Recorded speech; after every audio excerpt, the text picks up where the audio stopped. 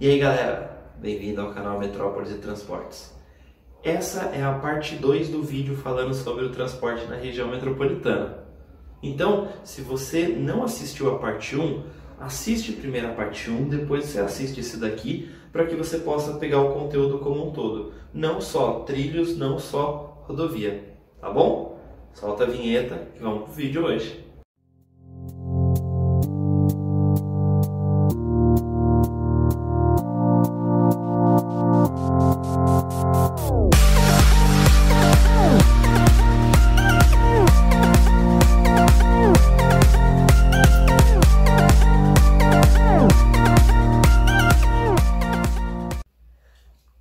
Falamos sobre o transporte sobre pneus, agora vamos falar sobre o transporte sobre trilhos. Vamos começar pelo sistema metroferroviário da cidade de São Paulo. O metrô foi fundado em 68, com início de operação em 74, entre um pequeno trecho entre Jabaquara e Vila Mariana. Aos poucos a malha foi se expandindo e hoje nós contamos com 101 quilômetros de extensão do metrô. Uma coisa que é importante ressaltar: o sistema metroferroviário em São Paulo, hoje, ele é operado por 3 empresas. A Companhia do Metropolitano de São Paulo, a Via 4 e a Via Mobilidade. Dentre todos esses sistemas, nós temos em operação 6 linhas de metrô, que basicamente cortam a cidade de São Paulo. Uma outra observação importante: o metrô de São Paulo, o sistema metroferroviário de São Paulo, ele fica somente dentro do município. Nenhum município ao redor na região metropolitana, até o momento, é atendido pelo sistema de metrô. Então, nessas horas que a gente observa como é importante você ter um sistema alimentador, seja ele por linhas metropolitanas, seja ele por linhas municipais, que você pega as pessoas de distâncias um pouco maiores, leva até o sistema de metrô, que é considerado um sistema de alta capacidade, e dali você consegue fazer a pessoa se ramificar. Uma outra coisa interessante é que em São Paulo nós temos os sistemas de integração. Só que integração tarifada, então você paga uma passagem quando entra no ônibus e quando chega no metrô você paga um valor menor, que é considerado integração.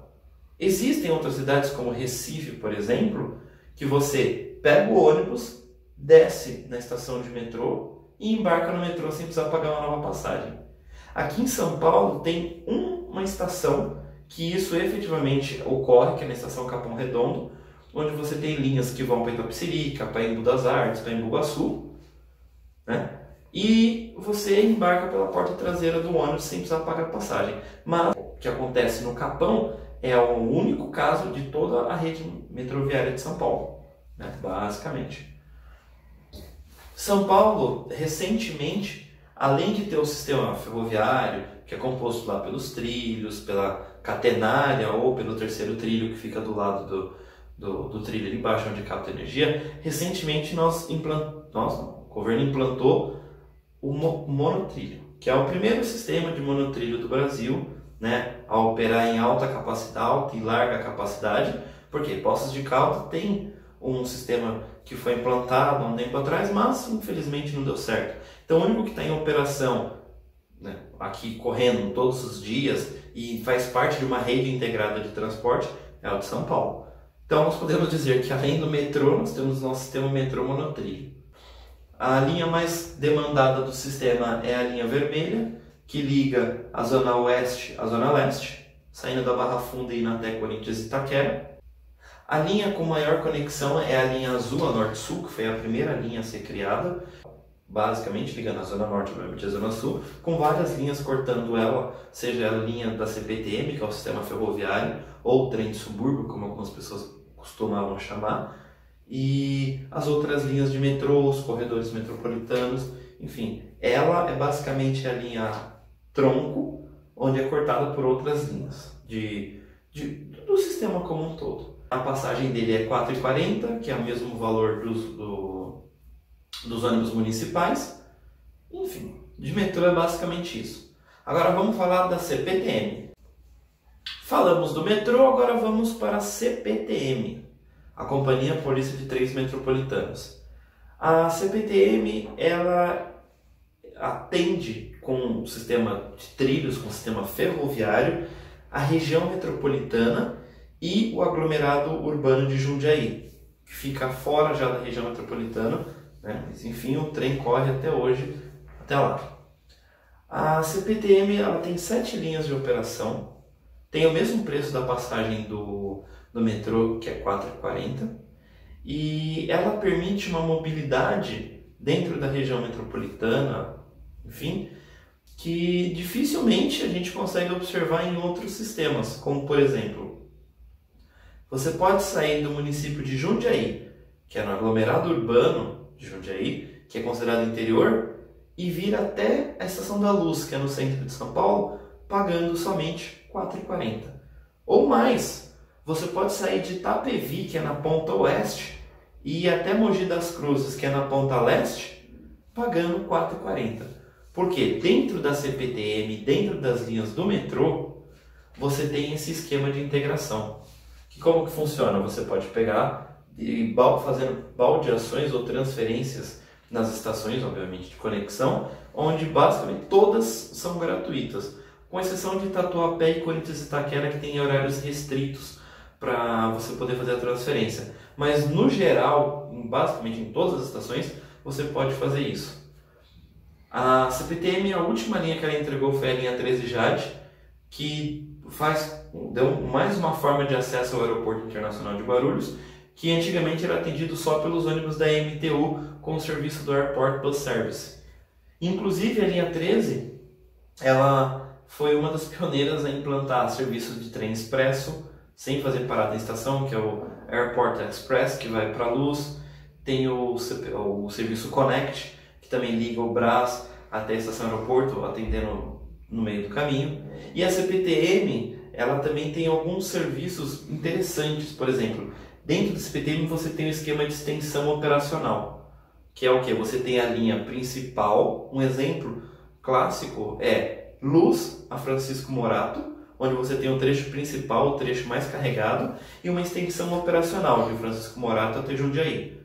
A mesma coisa acontece na linha 8 Diamante, onde você tem o trecho principal entre Júlio Prestes, que é no centro de São Paulo, e Itapevi, e uma extensão operacional até Amador Bueno.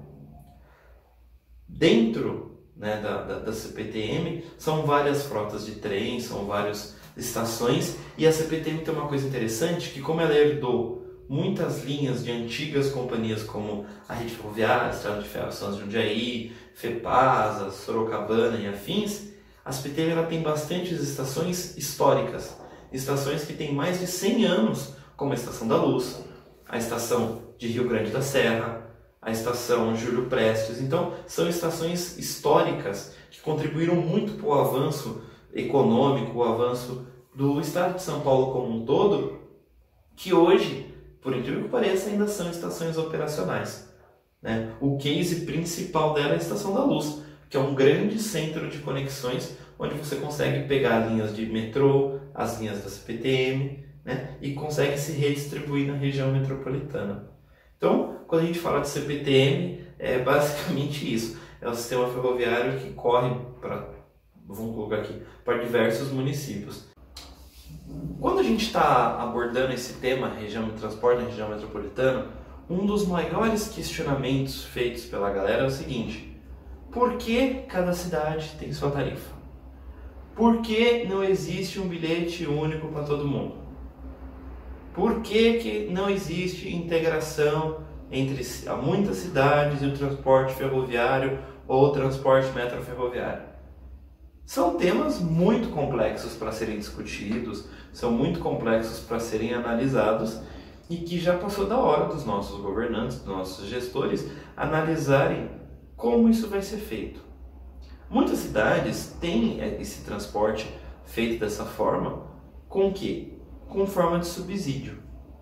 Quando o transporte como um todo, ele já é subsidiado pelo governo.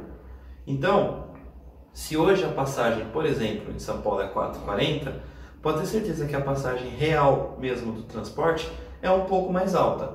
A prefeitura subsidia isso. Você pega um ônibus, por exemplo, pegou um ônibus lá de um bairro X. vai para um bairro Y. Quando você pega o segundo ônibus, você não paga uma passagem, obviamente, porque está em integração. Quando você está nesse sistema de integração, o governo, a prefeitura, está pagando essa segunda passagem. E nisso dela está pagando essa segunda passagem, isso é uma forma de subsídio.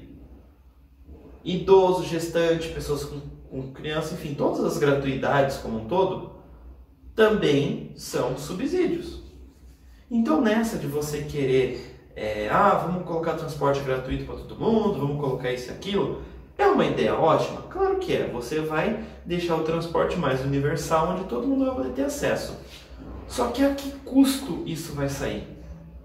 A que custo? Qual custo aos cofres públicos vão conseguir aguentar isso? Mas você não está pensando no social. Sim, nós precisamos pensar no lado social? Sim. A tarifa é cara frente ao serviço oferecido? É. Só que existem métodos e existem formas de se calcular que possivelmente nos mostram que se você quiser que o transporte seja subsidiado, é necessário que seja feito um pagamento de remuneração às empresas, que seja feito um pagamento de remuneração aos operadores do transporte, que vai ser muito mais alto do que hoje se arrecada, né, para que a gente possa poder se locomover dentro da região metropolitana.